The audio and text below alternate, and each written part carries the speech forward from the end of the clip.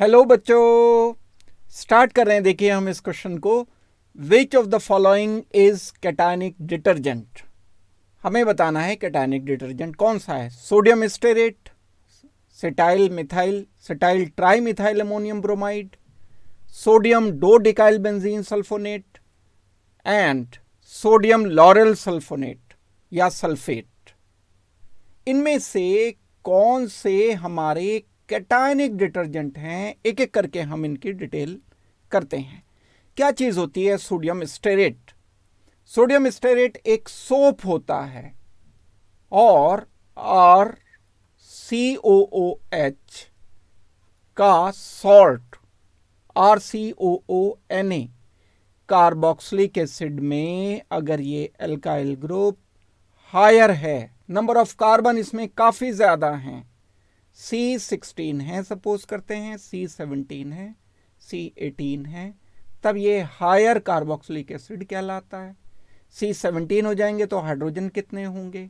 Double से एक ज्यादा, 17 multiplied by 2 34 and 35 CnH2n+1 COONA। ये सॉल्ट कहलाएगा कि ये सॉल्ट फैटी एसिड का सॉल्ट है। किनको कहते हैं फैटी एसिड?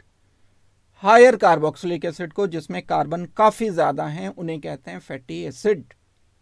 फैटी एसिड्स का सोडियम सॉल्ट या पोटेशियम सॉल्ट सोप कहलाता है। तो ये मॉलिक्यूल जो है वो सोप है। इसमें जो कार्बन वाला पार्ट है ये तो नेगेटिव है, ये नेगेटिव है, ये पॉजिटिव है। पहली बात तो ये कि ये डिटर्जेंट नहीं है। दूसरी बात यह है कि इसमें कैटायनिक पार्ट कार्बन चेन वाला नहीं है। कार्बन चेन वाले पार्ट को हम काउंट करते हैं क्योंकि वही सरफेक्टेंट होता है, वही जाकर के डर्ट को हटाता है। तो ए पार्ट तो हमारा आंसर नहीं होगा। बी पार्ट पर आते हैं। ये जो बी पार्ट है, cetyl trimethyl ammonium bromide, ammonium nitrogen पर पॉजिटिव चार्ज जब आएगा तब हम इसे अमोनियम कहते हैं। ट्राई मिथाइल मतलब इस पर 3 मिथाइल ग्रुप हम कनेक्ट कर देते हैं, CH3 लगा दिए। इस नाइट्रोजन पर एक ऐसा कार्बन की चेन लगी होती है जो लंबी कार्बन चेन है, C16 या C17। C16 कार्बन अगर मैं कनेक्ट करता हूं और तो H कितने होने चाहिए? डबल से एक ज्यादा, H33। तो ये ग्रुप अगर R ग्रुप बड़ा ग्रुप लगा होता है तो नाइट्रोजन की वैलेंसी नॉर्मल 3 होती है, तो 4 हो गई। तो यहां मुझे पॉजिटिव चार्ज लिखना पड़ेगा नाइट्रोजन पर। इस पॉजिटिव को न्यूट्रल करने के लिए ये ब्रोमाइड Br नेगेटिव आ गया। ये एक सरफेक्टेंट की तरह से एक्ट करता है। सरफेक्टेंट वो होते हैं जो किसी सॉल्यूशन की सरफेस टेंशन को कम कर देते हैं। सरफेस टेंशन को कम कर देने के कारण ये डिटर्जेंट की तरह से एक्ट करते हैं, पेनेट्रेट कर जाते हैं। ये किसी फाइबर के बिल्कुल अंदर तक पेनेट्रेट करके वहां डर्ट पार्टिकल से इंटरेक्शन करके या ऑयल से या ग्रीस से, इसकी जो ये टेल होती है, ये ऑर्गेनिक जो टेल होती है, डर्ट में यानी ऑयल या ग्रीस में जाकर के क्लब कर जाती है। और ये जो पोलर पार्ट होता है ये इसे वाटर में डिसॉल्व रहता है, ये बाहर लेकर के आता है। तो कुल मिलाकर के यही कैटायनिक डिटर्जेंट है, क्योंकि इसमें जो कार्बन टेल वाला पार्ट है वो पॉजिटिव पार्ट है। तो ये हमारा कैटायनिक डिटर्जेंट होगा।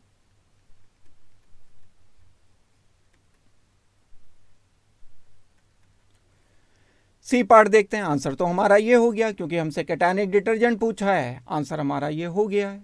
फिर भी सी एंड डी पार्ट हम देख लेते हैं। Sodium dodecyl benzene sulfonate. C part में सोडियम डो डिकाइल मतलब 12 कार्बन।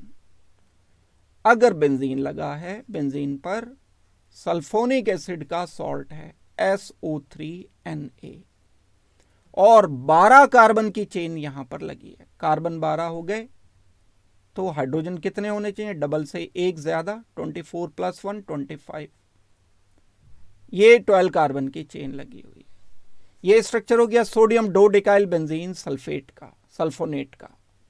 हमने सॉल्ट क्योंकि बनाया है, लेकिन इसमें तो ये कार्बन चेन नेगेटिवली चार्ज के साथ कनेक्टेड है। तो ये डिटर्जेंट तो है, लेकिन ये एक एनायनिक डिटर्जेंट है। एनायनिक डिटर्जेंट हम इसे बोलेंगे। डी पार्ट को और देख लेते हैं। Sodium lauryl sulphate. Sodium lauryl sulphate भी एक सॉल्ट होता है, डिटर्जेंट ही होता है, लेकिन ये एक डिटर्जेंट इस तरीके का होता है कि इसमें एनायनिक पार्ट कनेक्टेड होता है। जैसे CH3, इसका स्ट्रक्चर मैं लिख रहा हूं, CH2 11 SO3 Na, ये ग्रुप इसके साथ लगे हुए हैं। तो अगर ये काउंटर पार्ट मैं चेक करता हूं तो यहां नेगेटिव आया है।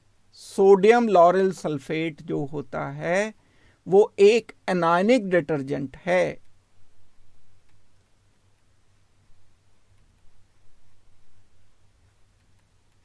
हमसे कैटायनिक डिटर्जेंट पूछा है, तो वो तो इसमें सिर्फ एक ही है और वो है बी। इस क्वेश्चन का बच्चों फाइनल आंसर हमें करना चाहिए B. Thank you very much and good luck.